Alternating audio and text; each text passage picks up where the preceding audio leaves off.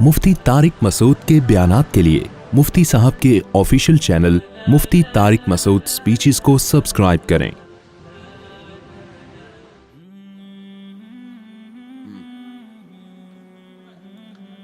देखें, ये गामदी साहब ने बात की है कि तरावी तो इस्लाम में है ही नहीं है, तो हज़रत उमर ने शुरू की है। हज़रत उमर ने तरावी शुरू की है, जिस तरह से शुरू की इससे पहले हमें अबू बकर के दौर में ये नहीं मिलती। और नबी सल्लल्लाहु अलैहि वसल्लम ने भी ख़त्म की है तरावी, 3 दिन पढ़ाई, उसके बाद आपने कहा कि ये फ़र्ज़ ना हो जाए। हज़रत उमर ने शुरू की। यहीं से हमारा भी अहले हदीस से इख्तलाफ भी इसी बेस पे शुरू होता है। हम ये कहते हैं कि अगर आपने तरावी को मानना है हदीस की रोशनी में, तो हदीस में तरावी का सबूत नहीं है, बल्कि तरावी की नफ़ी है। 3 दिन पढ़ के आप सल्लल्लाहु अलैहि वसल्लम ने उसको क्या कर दिया? ख़त्म। तो आप भी ख़त्म करें। समझते हैं ना? आप एक भी रकत ना पढ़ें। बोले तहज्जुद है 8 रकतें, अख्पल तरीके से इनफरादी जो जितनी पढ़ना चाहे। और अगर आप उमर रजी अल्लाह ताला अन्हु के अमल को बेस बनाते हैं, तो फिर उमर रजी अल्लाह ताला ने 20 पढ़ी है, 8 नहीं पढ़ी हैं। 8 के बारे में जो मुवत्ता की रिवायत है वो ज़ईफ़ है, और इसकी 2 दलीलें बहुत मजबूत हैं। नंबर 1, मुवत्ता इमाम मालिक की तसनीफ़ है। इमाम मालिक खुद भी 8 के कायल नहीं है, वो तो 20 से भी ज़्यादा के कायल हैं। और क्यों कायल है? असल में तो वो भी 20 ही के कायल हैं, लेकिन 16 रकतों के किस बेस पे कायल हैं वो एक अलग बहस है, वो भी हमारा हदफ नहीं है। बाकी तीनों इमाम 20 के कायल हैं। तो हज़रत उमर की ये जो 8 रकतों वाली रिवायत है, पहली बात तो ये कि इमाम मालिकी मज़हब में भी फतवा 8 पर नहीं है, तो वो क्यों अपनी किताब को छोड़ेंगे? और सनद के लिहाज से वो मुस्तरब है। उसका इस्तिराब क्या है? जो सनद मुस्तरब होती है ना, अगरचे वो रावी सिका भी हों, लेकिन मुस्तरब सनद रावी का इस्तिराब है ना, वो एक बयान पे टिकता नहीं है। तो इस्तिराब की बेस पे भी हदीस ज़ईफ़ होती है, लिहाजा बहुत सारे मुहद्दिसीन ने इसको मुस्तरब कह के इस हदीस को रद्द कर दिया है। और तीसरी ज़बरदस्त दलील ये है कि अगर हज़रत उमर ने 8 शुरू की होती, सहाबा ताबईन में हमें किसी रमज़ान में 8 रकत कोई पढ़ता हुआ तो नज़र आता है ना? कोई एक ज़ईफ़ रिवायत भी नहीं है। बसरा में, कूफा में, दिमिश्क में, शाम में, मलेशिया में, कहीं भी उस दौर में किसी सहाबी या ताबईन ने 8 रकतें पढ़ी हों। 16, 20, 24 इतनी मिलती हैं हमें। 16 कम से कम 16 मिलती हैं, वरना ज्यादा मेजॉरिटी तो 20 पढ़ती है। वजह क्या है? उन सब ने इसमें किसको फॉलो किया? जब तरावी उन्होंने हजरत उमर से ली है, तो रकतें भी किससे ली? हजरत उमर से ली हैं उन्होंने। तो इमाम शाफी जो उन्होंने कहा मैंने अहले मक्का को 20 रकतें पढ़ते हुए पाया, इमाम अबू हनीफा ने अहले कुफा को, जो सहाबा ताबईन से जो नमाजें मनक़ूल होके आई ना, सहाबा से भी हमें ताबईन से भी यही मिलती हैं 20 रकतें। तो इसलिए हमारा पहला सवाल तो अहले हदीस से है कि ये क्या बात है, आप बुखारी की 8 रकतों वाली हदीस पेश करते हो, नबी रमज़ान गैर रमज़ान में 8 पढ़ते थे, तो नबी के अमल को फॉलो करना है, तो नबी ने तो 3 दिन पढ़ के क्या कर दिया? ख़त्म कर दी ना। तो फिर ख़त्म वाली हदीस अभी तो पेश करो ना, फिर आप क्यों पढ़ रहे हो? और अगर उमर को लेना है तो फिर पूरी बात उमर की लो ना। जमात भी आपने उमर से ली, तो रकतें भी आप किससे लो?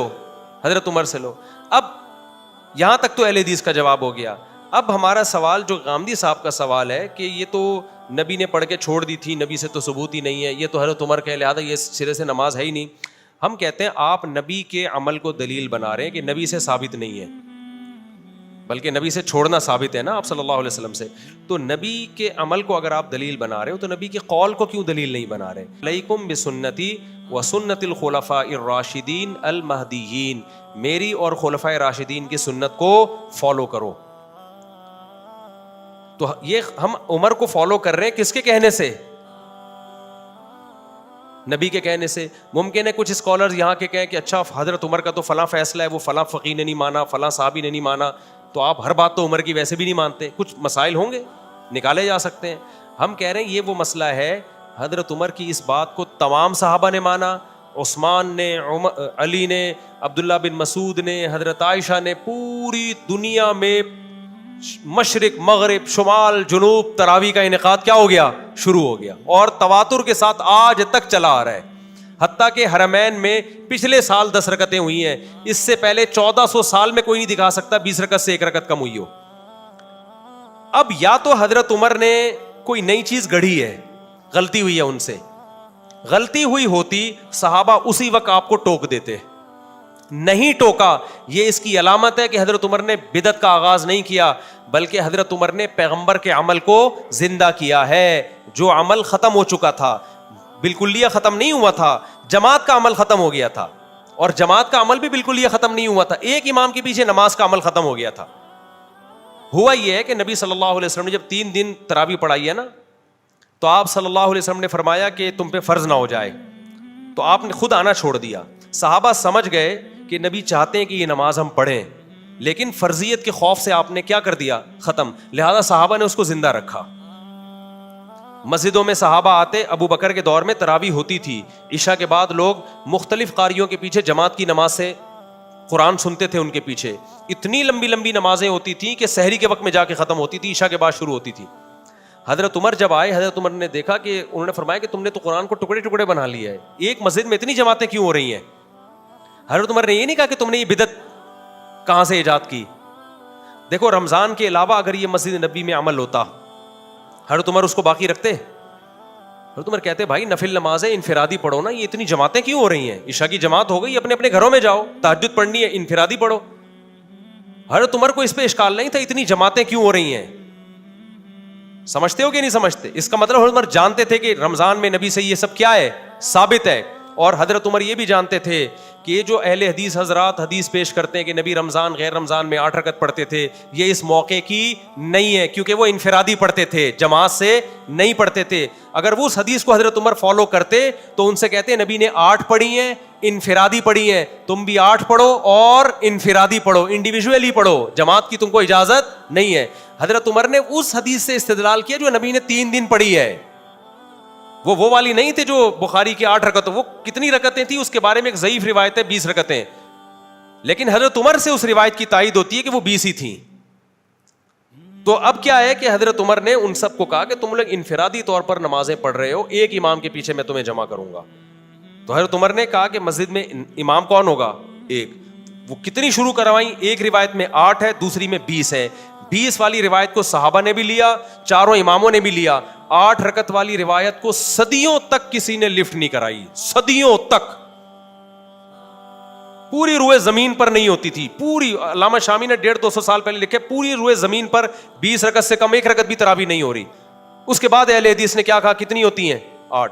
ٹھیک ہے, کچھ علماء نے اس دور میں بھی کہا تھا کہ 8 ہوتی ہیں, لیکن ان کی بات کسی نے نہیں مانی, کیونکہ یہ بالکل شاذ قول تھا نا, اجماع امت کے خلاف قول تھا, تو اس کو رد کر دیا. علامہ ابن حمام ایک حنفی عالم گزرے, انہوں نے کہا کہ ثابت 8 ہے, پڑھ بھی سکتے ہو. انہی کے بیٹے نے جو علماء تھے انہوں نے نفی کی, بھائی یہ میرے ابا کا تفرد ہے, ٹھیک ہے نا, یہ ان کی اپنی رائے ہے, یہ قابل قبول رائے نہیں ہے.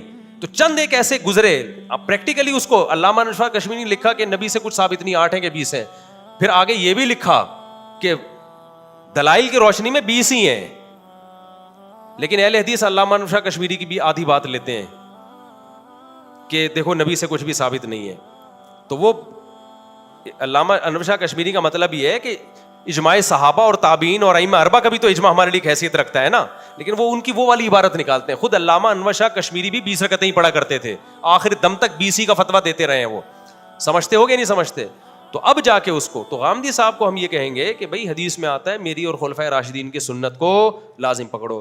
تو اگر حضرت عمر شروع نہ کراتے, ہم نہ کرتے, ہم کہتے وہ جو حدیث ہے نا نبی نے جو 3 دن بعد چھوڑ دی تھی, وہ چھوڑی اس لیے تھی تاکہ امت نہ پڑھے, لیکن صحابہ نے پڑھی, حضرت عمر نے کی اور کسی صحابی نے اعتراض نہیں کیا, تو اس کا مطلب ہمیں حدیث سمجھنے میں غلطی ہو رہی ہے.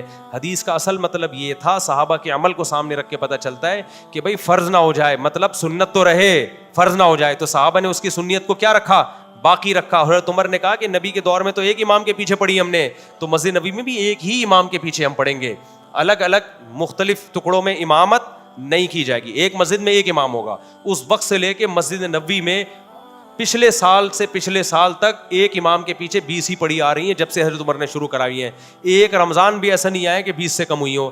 اب جا کے حکومت سعودیہ نے اس کو چینج کر دیا, اور اب 20 کے بجائے کتنی ہو رہی ہیں, 10 سال. تو اب اہل حدیث حوالہ دیتے ہیں, دیکھو حرم والوں کو قرآن و سنت کو فالو کر رہے ہیں. ہم کہتے ہیں بھائی 1400 سال کا حرم وہ ہمارے لیے ایکسیپٹیبل ہے, آج کے حرم میں غلطی ہو سکتی ہے, یا تو 1400 سال کو غلط بولو یا آج کو غلط بولو.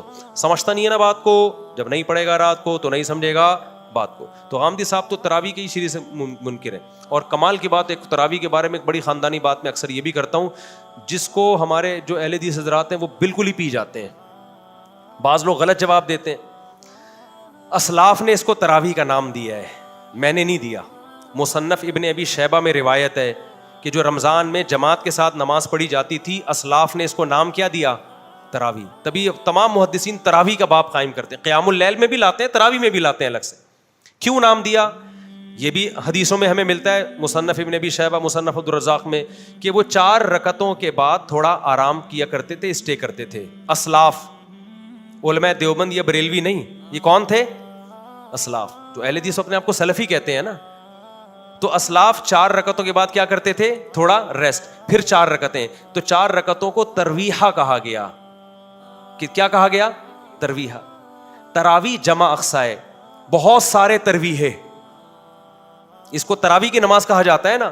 تو بہت ساری 4 رکعتیں, 8 رکعتیں تو 2-4 رکعتیں ہیں, اس پہ تو جمع کا اطلاق نہیں ہوتا. عربی میں جمع کے لیے کم از کم 3 افراد چاہیے, پلورل کے لیے, پلورل کے لیے. اگر یہ 8 رکعتیں ہوتی تو ترویحتین کہا جاتا اس کو, ترویحتین, تراویح نہیں کہا. تراویح جمع اقصا ہے. دیکھو مساجد جمع اقصا ہے, 2-3 مسجدوں کو نہیں, بہت ساری مسجدوں کہا جاتا ہے. اس کا مطلب اسلاف ایک ترویحہ نہیں پڑھتے تھے, بہت سارے ترویحے تھے, تو اس نماز کو انہوں نے تراویح کہنا شروع کر دیا, بہت سارے ترویحے. تو وہ نہ 8 ہے نہ 10 ہیں, 10 میں تو 2 ترویح ہوں گے اور آدھا ترویحہ, 2 پورا ترویحہ ہی نہیں ہو رہا وہ تو, ٹھیک ہے نا. اس کا کسی کے پاس جواب نہیں ہے.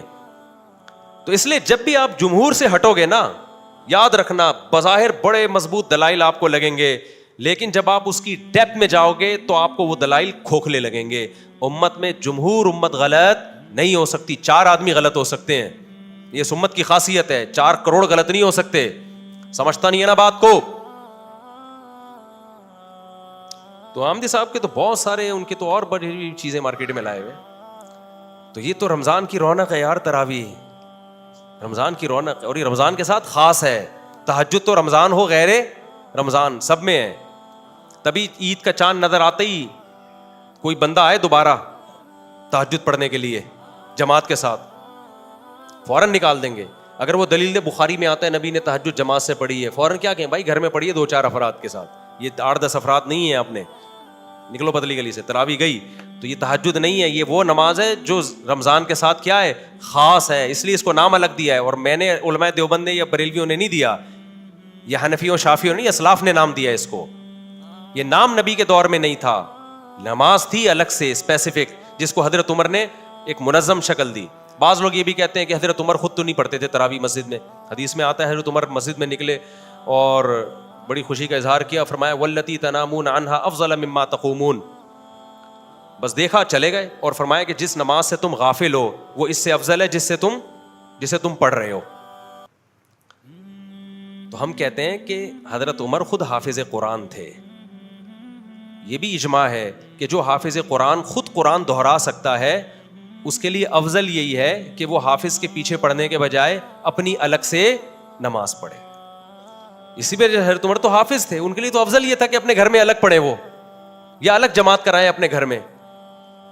تو ہم تو غیر حافظوں کو کہہ رہے ہیں کہ مسجد میں تمہیں حافظ نہیں ہو تو حافظوں کے پیچھے پڑھ لو. آپ نے حافظوں کو بھی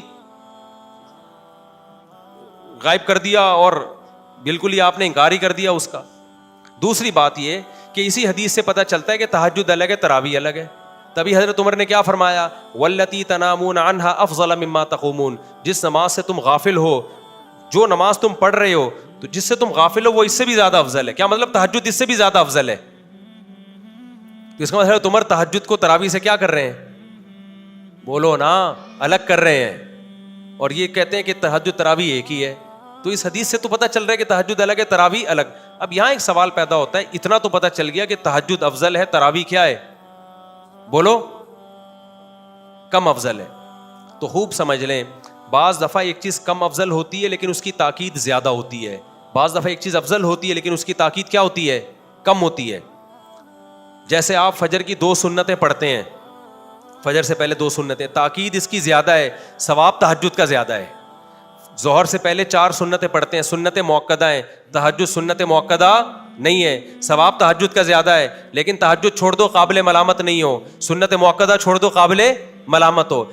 ہمیں جس اہتمام سے صحابہ سے تراویح کی جماعت ملتی ہے, اور رمضان کے ساتھ, اور نبی صلی اللہ علیہ وسلم کے بار بار آپ کے ارشادات, من قام رمضان من صام رمضان, جو رمضان میں قیام کرے, رمضان میں روزہ رکھے, قیام رمضان, صیام رمضان, قیام, پتہ چلا وہ قیام جو رمضان, یہ قیام رمضان کے ساتھ خاص ہے.